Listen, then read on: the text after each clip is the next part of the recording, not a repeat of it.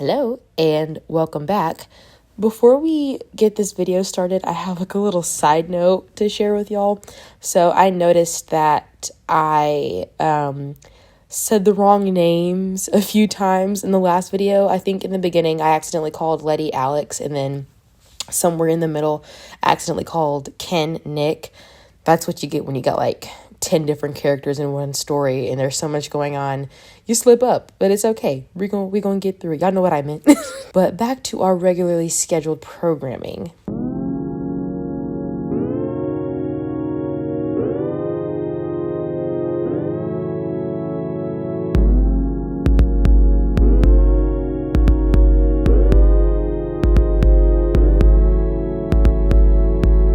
I ain't never been more pissed at a part in a book like this before. Oh my god. Like, that within itself is just wrong. How are you going to tell a woman, your wife, what she can do with her body?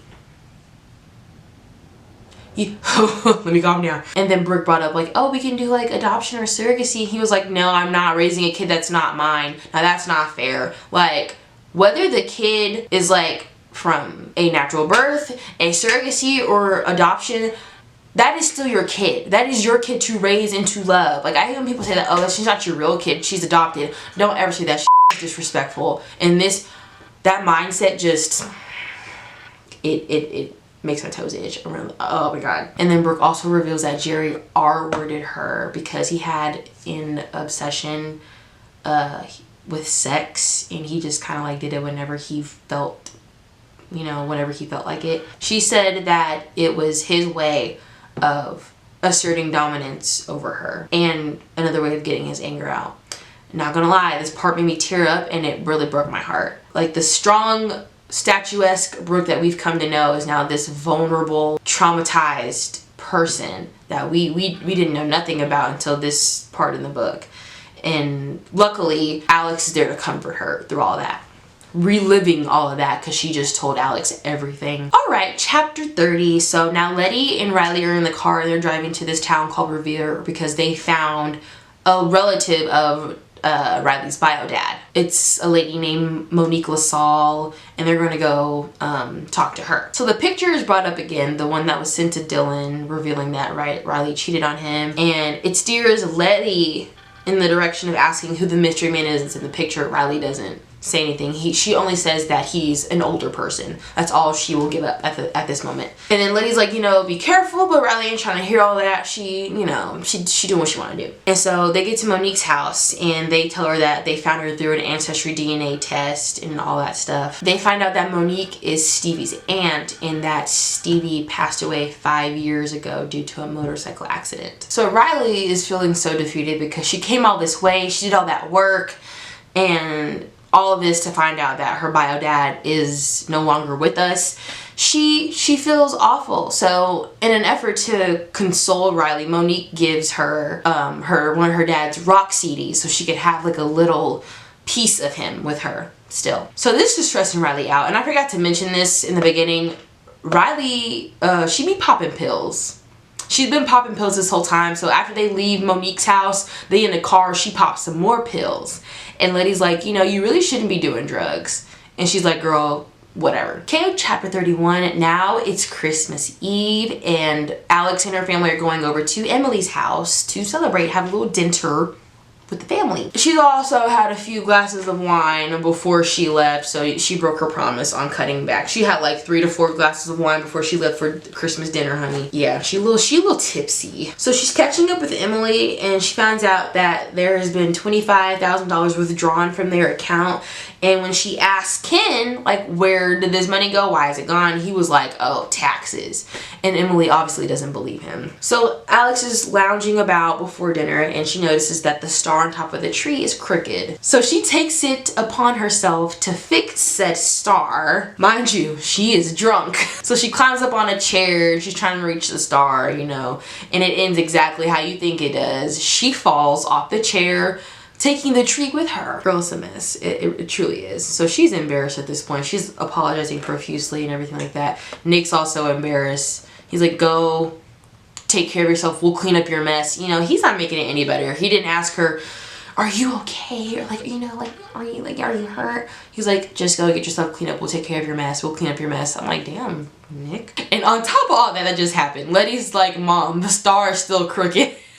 I'm like, damn, way to put salt in the wound. Emily, being the saint that she is, she reassures her sister that it's fine, and she cleans her up like a good little sister does. So now the family's having dinner, and then Ken's making a toast to all the blessings in their lives or whatever. And this includes him praising his oldest son, Logan, who is back for the holidays. You know how I talked about them in the beginning a little bit. He's like this star athlete in college or whatever. He's making not so subtle jabs at Dylan, which causes Dylan to leave the dinner table. He's like, okay, you know what? I get it. You love Logan more than me. He's better than me, but at Christmas dinner, like, you're still like throwing shade at me in front of our entire family. Do you have to do this right now? Emily gets on to Ken for, like, you know, talking about their son to his face, and he's like, well, what kind of person quits the team in the middle of the year? And Emily's like, he just broke up with his girlfriend, like, he's sad, like, let him be. And Logan's like, you know what, let me go make sure he's okay or whatever. And at that moment, a rock is thrown through the window. Let me put this brush down before a rock is thrown through the window, and it like startles everybody. Everyone's like freaking out, and there's a note attached to it, and it says, Merry Christmas, asshole. Ken automatically thinks it's the Bug Man, because, you know, they got beef and he got him fired from the pest control company. So he thinks the Bug Man did it. So now he's set on like unaliving this man. Like he's had it up to here. So in the next chapter, Letty has a plan to get Riley and Dylan back together at this New Year's Eve party. They go to this high school New Year's Eve party, you know, teens drinking and all that, playing beer pong and all that stuff. And their parents are going out for the night, so this allows them to like go to this party without any suspicion being tossed around, I guess. And the conversation between Riley and Dylan doesn't go well. They don't get back together. They end up kind of just sad and forlorn. So Riley, being over it and drunk off her ass, she's like, you know what, Dylan, let's go home. Let's just get an Uber and go back home. And then when they get home, Jay calls Letty talking about, you need to go check on Dylan right now, something's wrong. She's like, what are you talking about? He's like, I just saw him like through my window, through his bedroom window, that he collapsed. Like, he just fell out. Like, we need to go check on him. So they rush over to Dylan, and they find out that he took a bunch of pills. Like, he swallowed a bunch of pills. Acting quickly, Jay sprays Narcan up his nose. If you don't know what Narcan is, it's basically like this form of nasal spray that reverses drug ODs. So yeah, so they call the ambulance, and they get there to take Dylan to the hospital. Letty's freaking out, and the guilt is weighing down on her even more, because now she feels even more responsible for Dylan being sad, because she tried to set them back up in the first place earlier that night, and it didn't go well. So the next chapter, Alex, Nick, Emily, and Ken are rushing to the hospital and everything after getting word that Dylan is in critical condition. So there's many questions flying around, like, what happened? Where did he get drugs? Why does Jay have Narcan on standby? What the is going on? And Alex notices that Letty's under the influence, because she's been under the influence plenty of times, but she decides to put the lecture on the back burner because this is a very sensitive, dire situation that they're in right now. And then all of a sudden, Willow and Riley come busting through the hospital door. It's like, where is he? Is he okay? And Letty was like, girl, I tried to call you. Why didn't you answer me? She's like, I lost my phone. I don't know where my phone is. I haven't had it since earlier tonight. I don't know where my phone is. Emily and Ken come to tell everyone that Dylan's going to be okay, but the doctor revealed that he intentionally took all those pills. And on top of all of that, Emily tries to charge up Riley. She's like, what are you doing here? This is all your fault. You're the reason why he did this. Da, da, da, da. I'm like, girl, this is a teenager. Calm down. Calm down. And then Ken comes to Riley's defense, you know, and I'll come back to this later and everything like that, but he's like, chill out, like, you know, come on. So Emily suggests that Ken take Jay and Letty home, and then Ken's like, no, Amanda's coming to get them. And they're like, who the is Amanda? And he was like, oh, I mean Mandy. I mean, Mandy's short for Amanda, right? And Emily's like, this motherfucker. Because the fact that he's calling Mandy by her government name, that's not helping the theory that, you know, you're cheating on your wife with Mandy. Like, you're calling her by her government name now? Amanda. And at that very moment, here comes Samir and Mandy. And then at that very moment after that, here comes the police. And they're like, so we found the pill bottle that Dylan had, and the pills that he took are prescribed to Mr. Thompson as an Evan. So how the hell did Dylan get his hands on Evan's pills? So the next day, Riley comes to visit Letty and tells her that she broke up with the older guy, and Letty don't give a f Letty doesn't care, but she's saving face, pretending to care so she can get more details out of Riley. And Riley tells Letty that he's married, and Letty's like, girl, how stupid are you? And Riley's Delulu ass says that he was gonna leave his wife for me, we're gonna have this life, we're gonna travel and all that stuff. I'm like, oh my god.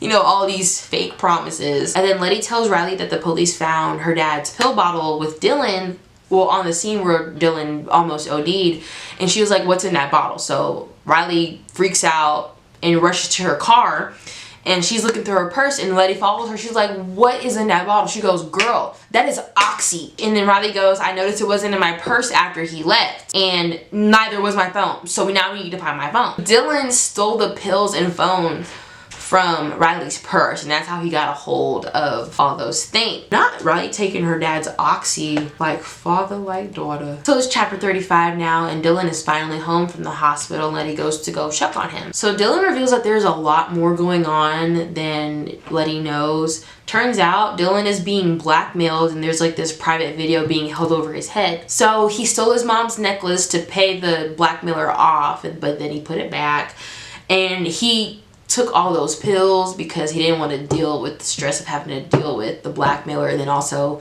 going through the breakup with Riley was really stressful on him. So they have a tearful heart-to-heart, and Letty tells Dylan why she was hanging around Riley, and she tells him about the whole bio-dad situation. And so Letty's like, yo, do you have Riley's phone? Because she can't find it.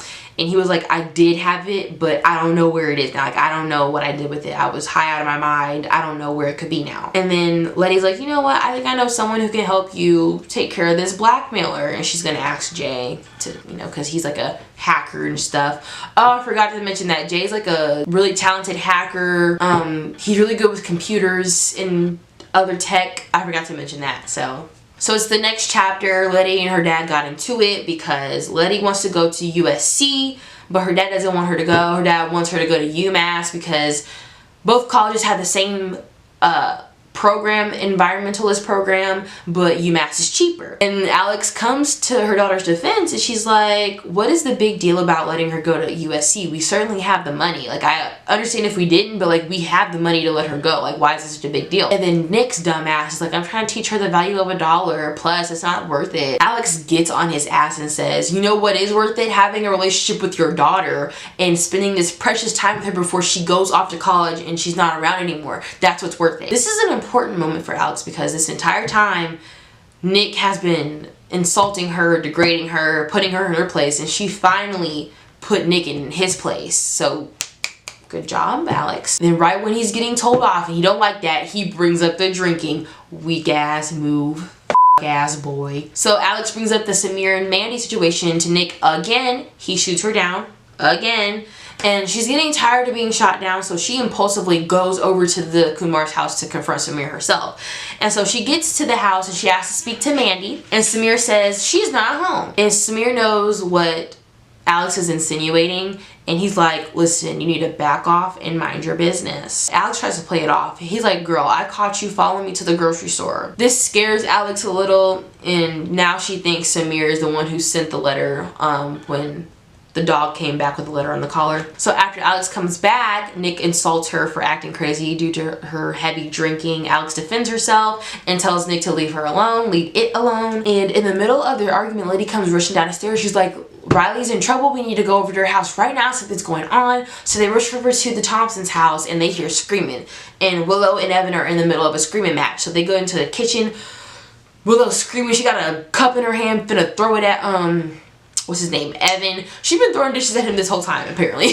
Like, there's glass all over on the floor. Alex tries to calm her down, but Willow takes her down to the basement, to a secret room behind Evan's dark room. Remember, I said Evan was a photographer. So there's a room behind the dark room, like a secret compartment or some and there is a very creepy shrine down there. A shrine to Brooke. Evan was a Brooke stalker this entire fucking time.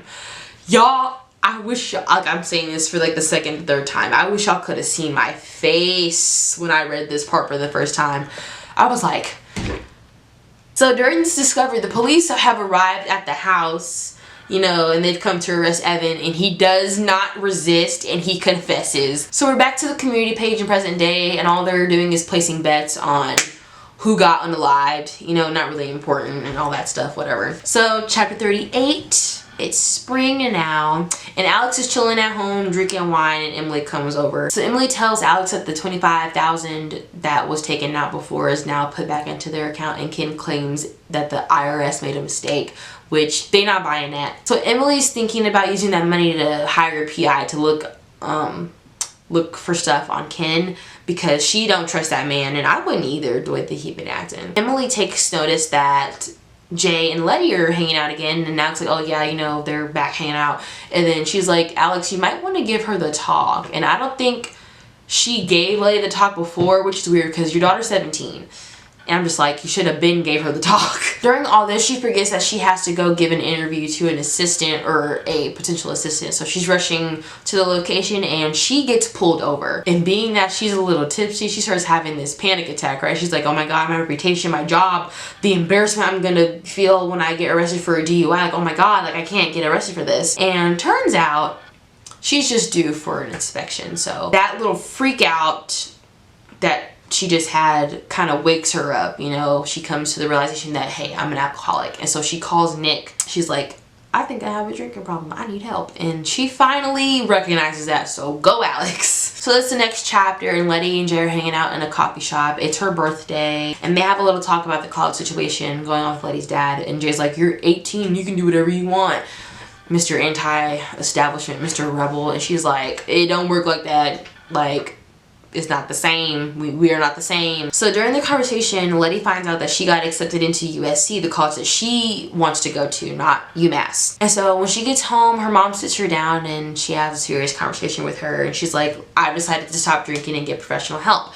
And like I said, Letty's always known that her mom was an alcoholic, but she is really proud that her mom has recognized it, and now she's getting help. And she's truly happy with their mom, and they have a little moment, and it's nice. So her mom coming clean to her inspires her to do the same thing. So she tells her mom everything about Jay, everything about Riley, everything about Dylan, the whole thing, the spying, the pictures, the DNA test, the necklace, all that, and the blackmailer, everything. Next chapter. So after hearing all this information, Alex takes her daughter over to Emily's house, you know, to go share this information, because she needs to know, obviously, her son is involved in all this. So when they get there, they hear screaming. Turns out Samir is in their kitchen yelling at Emily and Ken. And Samir is going off on Ken, telling him to stay off his property and stuff. And Alex is like, what is going on? Apparently, he caught Ken on the security cameras on their house talking to Mandy on their back porch. And so he shows the footage to Alex, and it looks like it's a heated argument. And that's the same day that she saw Ken sneaking out of the backyard and stuff. And Ken tries to play it off like he didn't do anything wrong. He's like, I can't pay a friendly visit to a neighbor.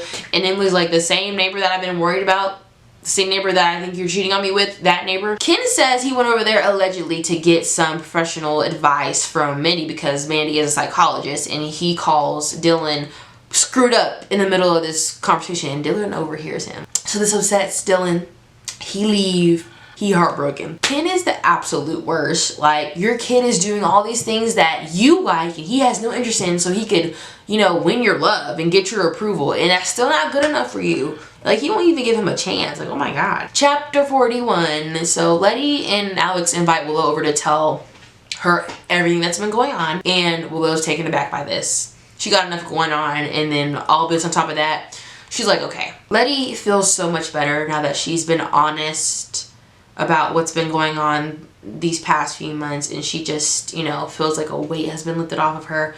I'm just glad that she found it in herself to, like, do the right thing in the end. So after all this, Willow decides it's finally time to tell Evan that he is not Riley's real father, and she's going to go get Riley some professional help too about them pills. Next chapter, and things have been going well so far since Alex has stopped drinking. She's not fighting with Nick as much. She's doing good with Letty. She's having a time. So Nick asks Alex for advice because Letty and him are still on the outs, and she's like, keep trying to connect with her, you know, but her parents, she needs us right now. Like, she'll come around, da da da da da. And Letty also told her parents that she didn't get accepted into USC because of her dad disapproving of it. And Alex noticed that her reaction to her rejection was unnatural. Also, Alex has been going to see a therapist, and she confided in her therapist, about the whole Emily Ken thing. So the therapist was like, you need to tell your sister what happened. She's like, okay, I'll do it. Jump to next Friday, and Alex and Nick are preparing their lawn when all of a sudden, here comes Evan driving down Alton Road, and he's circling the cul-de-sac, and every so often he'll stop right in front of Brooke's house. And Alex and Nick are like, should we call the police?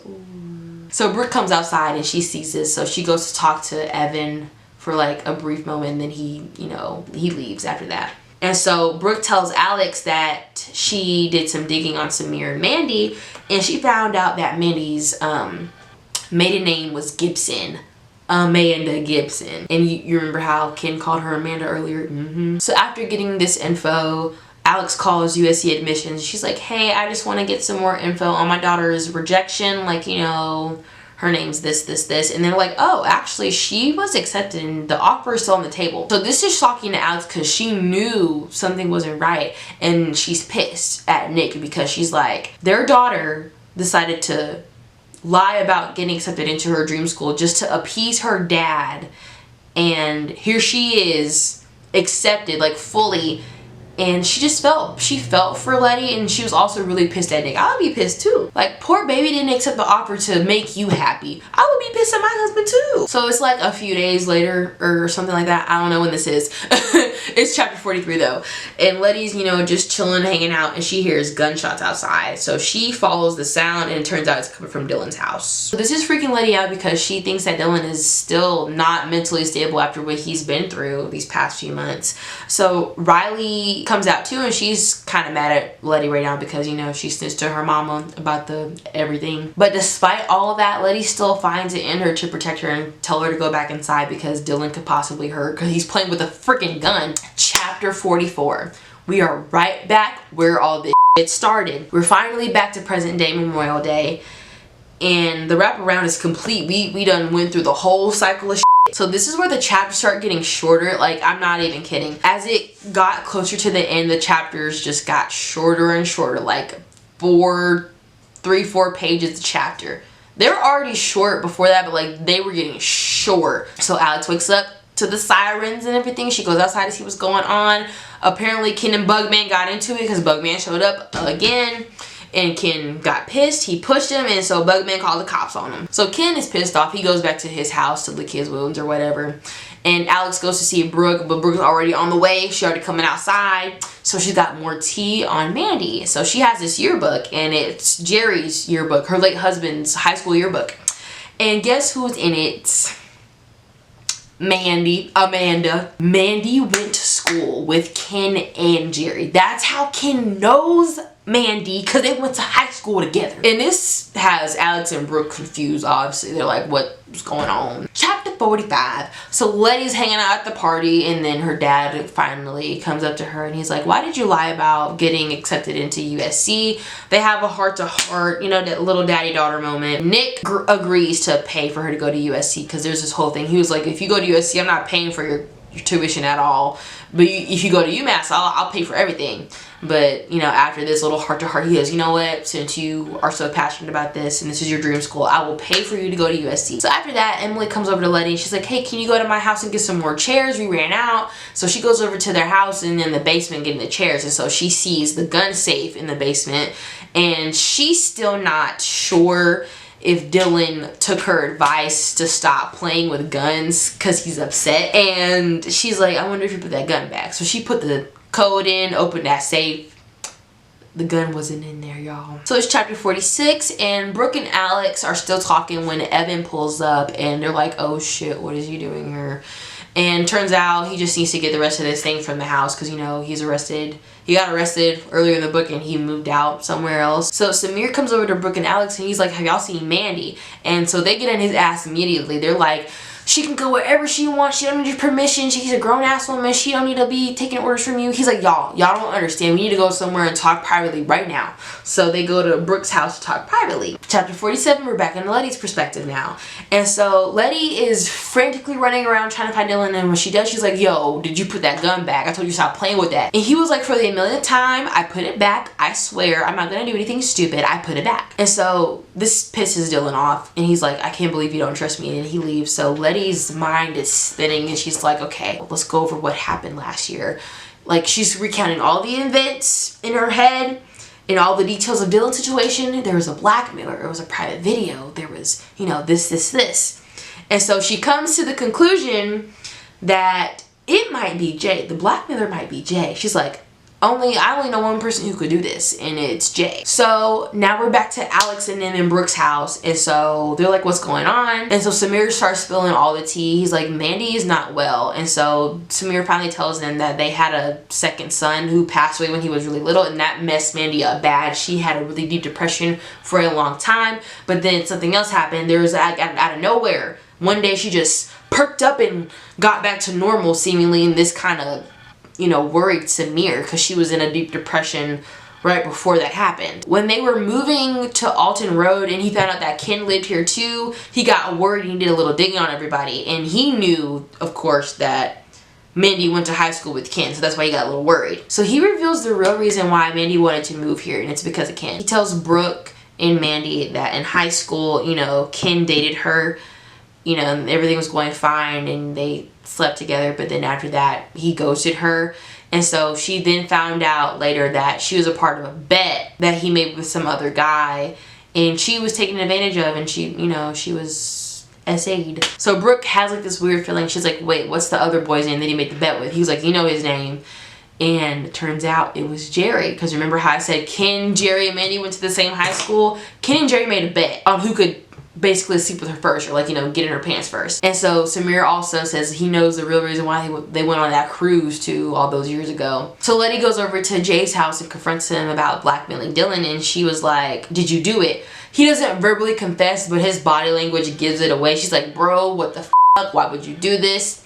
And he was like, karma and revenge. And specifically that it was indirectly meant for Ken because of what Ken did to his mom in high school. Letty's confused, and then, you know, Jay tells a story about what happened to his mom in high school with Ken and Jerry, and then Jay says by hurting Dylan he would hurt Ken. And then Letty was like, well, you must have felt guilty because you saved Dylan from ODing. Like, you didn't have to give him that Narcan. He was like, yeah, I did feel guilty. I felt bad after that. And then we also find out that he's had Riley's phone this entire time. Jay did. And apparently the video that Jay was holding over Dylan's head was really, really bad. I'm not gonna say what it was because I'm not trying to get my video taken down. So back over to Alex and them. Bugman comes up in Brooke's place looking for Alex. He's like, yo, there's something going down at your brother-in-law's house. You might want to go check it out. And so Samir thinks that Mandy is there. He's freaking out. And then Brooke and Alex like, maybe you stay here because you're gonna escalate the situation if you show your face to Ken. So we'll go see what's going on. You stay here. So Alex and Brooke go over to Ken's house and they hear 2 gunshots, right? So they go upstairs and they find Ken. Ken is DED. He did. And then they also find Evan in the office pointing a gun at them. So now that Brooke and Alex have seen this, Evan is basically holding them at gunpoint and holding them captive and stuff. Evan is saying how he always had Ken's back, and he even kept Ken out of jail for, you know, our word. And thinking that they have an end, Alex is like, okay, it's okay. We already know about Mandy and Ken. We know about that. And you know what he says? You know what he says? Hold on. You know what he says? Mandy, Evan shouted, cutting Alex off mid-sentence. What the hell do I care about Mandy Kumar? I'm talking about my daughter. I'm talking about Riley.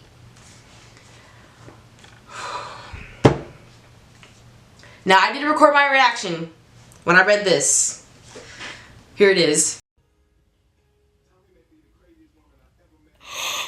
What the fuck? Listen, that's on another level of fucked up, because why? Oh my gosh. So it turns out that that older guy that Riley was seeing, it was her boyfriend's dad. It was Ken. It was Ken this whole fucking time. And I'm just like, innocence here. There's no innocence here. Like, nobody is innocent here. Like, Ken, you dirty because you're sleeping with a minor. And he happens to be your son's girlfriend. But also, Riley, why are you having intercourse with your boyfriend's dad? Like, what is happening on Alton Road? I want to interject for a second and clarify that I am not by any means victim blaming Riley. I say that she's not innocent because she still cheated on Dylan. Cheated on him. So that's all I was trying to get across as my point. Thank you. This is another point of view of what just happened. Now, but it's Letty's point of view now. So she sees her mom running into Ken's house, so she follows, and she's hiding out in the hallway, and she's listening to what's happening in the office. And Evan says that Willow knew that her daughter was seeing an older guy, but they didn't know it was Ken. So Evan followed Riley to see what was going on, and that's when he found out it was Ken. And he does that whole thing where it's like, I didn't mean to kill him. It wasn't supposed to happen this way. Like, what way was it supposed to happen, bro? I gotta read this part. Evan sounds insane. His speech is hurried, garbled, and his words are slurred like he's been drinking. I didn't mean to do it, he says. I didn't come here to shoot him. I just wanted to confront him. I told him I was coming over and that I wanted to talk. That's all. But he must have known, or at least suspected, what it was about because he had his gun in his office on the desk right in front of him. So Ken is ready to shoot Evan because Evan found out that he was screwing his 16-year-old daughter, 17-year-old daughter. It don't matter. She's a minor. But you was gonna kill him for confronting you? Sir, you're a criminal. At this point, I'm about 1.5 feet from the entrance to Ken's office, but I don't dare make myself visible. I'm panicked about getting out my phone too because I'm worried it'll make a noise if I try to text my father. So I said to him, Evan continues, Ken, you utter piece of shit. How could you sleep with Riley? Next thing I know, he's got his gun pointed at me. Me. I'm the father of his victim, and he's treating me like a criminal, so I grabbed for the gun. I was a lot quicker than he thought, and Ken always overestimated his athletic prowess. We struggled a bit, but I won out. Once I had the gun pointed at him, he's not so tough. He starts begging for his life, telling me we can talk it over, but I'm like, talk what over? You can't fix what you did. You took advantage of a minor, my daughter no less. It's called statutory R-word. You know, you think you deserve forgiveness, you don't deserve a second chance, you can't take back what you've done. And then I shot him. That's what happened. That's exactly what happened. I just shot him 3 times in the chest. Jamie. Jamie, what is going on in your brain? I'm like, oh my God. So then all of a sudden, Mandy Kumar appears coming out of the basement door into the hallway, and Letty's like, why is she here? Why is she here? And then she remembers, oh yeah. So she has a reason to be here, but she's too late. Meanwhile, Alex and Brooke are trying to defuse the situation, but it's not working. Evan's getting more agitated and anxious, so he's like, you know what? I'm just gonna have to shoot y'all. I'm gonna have to shoot both of y'all. I'm sorry. So in order to stop him from shooting at them, Letty throws a picture from the wall in the hallway into the office to distract him, but she hears not 1, but 2 gunshots. So now we're back in Alex's POV. Evan's about to shoot her, and then the picture comes in and crashes through the office door. Alex shoots the first time, but he misses. Excuse me.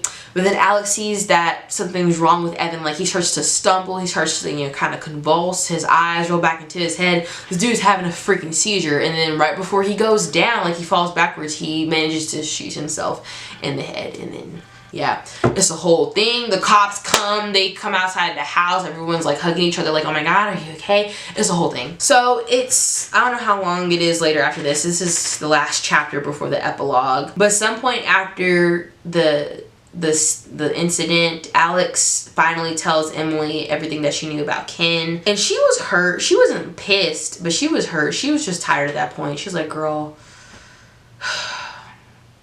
I just, you know what, whatever, like I'm just through. So Alex is currently packing food for a picnic / hike she's going on with all the girls and everything like that, just like, you know, kind of hang out or whatever, get their mind off everything that's been happening. And so at the picnic, Willow reveals that she got the toxicology report back from the police, not the police, the Apparently, Evan had a lot of drugs in his system and a high blood alcohol content, and that caused the seizure / OD. And at the picnic, Mandy also reveals that she did in fact kill Jerry. It wasn't Brooke like everyone thought it was. She killed Jerry. She pushed him over the railing on the cruise ship. She tells all the girls how they ran into each other on the cruise, and the first thing that he said to her were a bunch of insults and threats, and so she got pissed off and she was like, I'm pushing this over the railing, and what happened? He died. She also reveals that it was her who threw the rock through the window on Christmas Eve at the Adair's house, and that message was meant for Ken, the Merry Christmas asshole. And she also says that she snuck into Ken and Emily's house when they were setting up for the block party to poison his beloved whiskey. And when Evan got there, he was drinking the whiskey, so that poison on top of all them drugs and that alcohol, yeah, that did him in. So now we're back to the online forum for the last time in the book. Like, this is right before the epilogue, and after all of this drama, the community page was taken down. It got taken down. After all that, they should have been took it down, but so now we're at the epilogue. At the end of the book, it's a year later to the day, on Memorial Day, and Letty has completed her first year of college. She's playing egg toss with her dad for old time's sake. She's like, you know what, let me spend some time with my old man. That's not gonna hurt. Willow and Riley moved away, so they sold their house, and then Emily moved into their house because she didn't want to stay in that house, because that's where her husband got. Jay's also in college. He went back. That was like the part of his intro story. I forgot to mention that Jay was kicked out of college when we first met him. Like, yeah, he got kicked out for doing something. We don't know. But he's giving college another try, so he's back in college now. And so this random ass girl pulls up to the party. She's like, yo, does Riley live here? I'm looking for Riley. And Riley's like, okay, I'm Riley. Who are you? She's like, I think you're my sister. My dad was named Steve Wachowski. And I'm like, oh my god, not Riley having a whole half sister. And that's pretty much the end of the book. Yeah, that's the end of the block party. I know that was long, I know, but y'all said to talk about the plot, and look how thick this book is. It's like 357 pages. I want to do a little bit of commentary on this book about, the upper class and families and stuff like that. So I am not a part of the upper class, but I have seen plenty of shows like showing like, oh, on the outside it's all shiny and beautiful. Like, we have a freshly cut lawn, we have this really big house, we have all this money, we have the status, we're perfect. But when you actually look deeper into the picture and you go behind closed doors, y'all ain't got y'all shit together. Just because you got money don't mean you got your shit together. And basically this is a retelling of More Money, More Problems, as simply as I can put it, which is true. Like, these upstanding, socialites of society, one of them's a freaking pedo, one of them killed somebody, like one of them's an alcoholic. It's like, all things that glitter are not gold. I know that sounds like really cheesy and simple, but it's simply put, like, that's how it is. And then also, I want to say that the lack of humanity that usually comes from these types of communities and social classes. Now, I'm not saying all rich people are stuck up and snobby and, gossipers, but I have met my fair share of people who are rich in the upper class who live for that type of stuff. The other theme that was in this was like people making a spectacle out of those who are wealthy. We do it all the time. We do it all the time with celebrities and like other billionaires or whatever. We make a spectacle out of them because, they seemingly have this perfect life. But then when something goes wrong, they're like, oh my god, like, what happened? Like, how did this happen? Everyone has something to say. They have their 2 cents to put in. They start spreading rumors and all that stuff. And it's just like, we attack them for not having any humanity because they're like so stuck up and snobby. But neither do we when we're over here placing bets on, who was the one that got put in the back of the ambulance, and who did what on Alton Road or whatever, and all that stuff. And then also the exclusivity of that closed off neighborhood, that gated community, like that, that plush, green, rich, clean type of neighborhood that nobody is allowed into unless you've lived there or you buy your way in.